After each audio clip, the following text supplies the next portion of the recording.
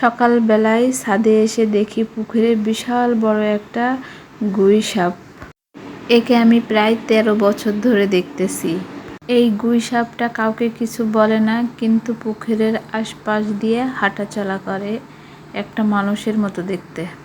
মানে শাক খেয়ে ডাটা ফেলাইছি, তাই এত সুন্দর করে শাক হয়েছে। আপনারাও এরকম পারেন। আরেকটা জিনিস দেখাচ্ছি আপনাদের, এই দেখেন, শুধু একটা বালতির ভিতর, নিচে কোনো মাটি নাই, জাস্ট পানি। পানির উপরে এই কয়টা কলমি শাক মানে খেয়ে আমি নিচের গোড়াগুলো রেখেছি, তাই তোমার এই যে সুন্দর শাক হচ্ছে। দেখতে দেখে কয়েকদিনের ভিতর বড় হয়ে যাবে শাক।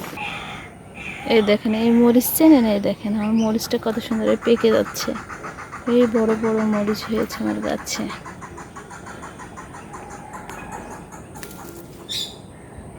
এই ফুল, এটা হচ্ছে রঙন ফুল। আমার ছাদে অনেক ধরনের। আর এটা আপনার যে কি নয়নতারা, নয়নতারাগুলো অনেক অনেক হয়েছে। আর একটা জিনিস দেখাবো, এখানে আমি অনেকই ফুল গাছ লাগিয়েছি। পেয়ারা গাছ, এখানে নয়নতারা, এখানেও পেয়ারা গাছ, মরিচ গাছ। এই দেখেন আমার ছাদে এসেছি আমি এমনি, কিন্তু এত সুন্দর শাক না তুললেই তো নয়। সব শাকগুলো আমি তুলে নেব। শাক তুলতে আসলে ভালো লাগে, কার কেমন লাগে জানি না, কিন্তু আমার শাক তুলতে ভালো লাগে। ওয়াও, কত সুন্দর। আমি এমনভাবে কলমি শাকগুলো তুলবো যাতে আবার পুনরায় অনেক সুন্দর মানে শাকগুলো যাতে হয়। জাস্ট আগার থেকে তুলবো, এরকম শুধু আগা, এভাবে শুধু আগা তুলবো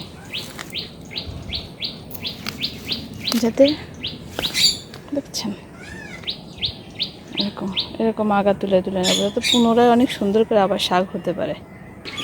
আমার এক চালন শাক হয়েছে, একদম এক চালন, কতগুলোই বা গাছ, এক চালন শাক হয়েছে। দেখেন আমি গাছটার শাক কীভাবে ছিঁড়ছি, মানে একটা পাতাও রাখিনি। তাহলে যদি আমি গাছের পাতা রাখতাম তাহলে আবার শাক কমই হইতো। এরকম করে প্রচুর হবে, আবার পুনরায় যদি শাক হয় সেগুলো প্রচুর হবে। আপনারা আমার মতো ছাদে যে কোনো একটা টপের ভিতরে এরকম কয়টা কলমি শাক ফালাই রাখতে পারেন, তাহলে অনেক কলমি শাক খেতে পারবেন। সব নিচেই, এগুলো উপরে ছিল নিচেই পড়ে গেছে। দেখছেন আমার আঙ্গুর ফল গাছ কত সুন্দর হয়েছে।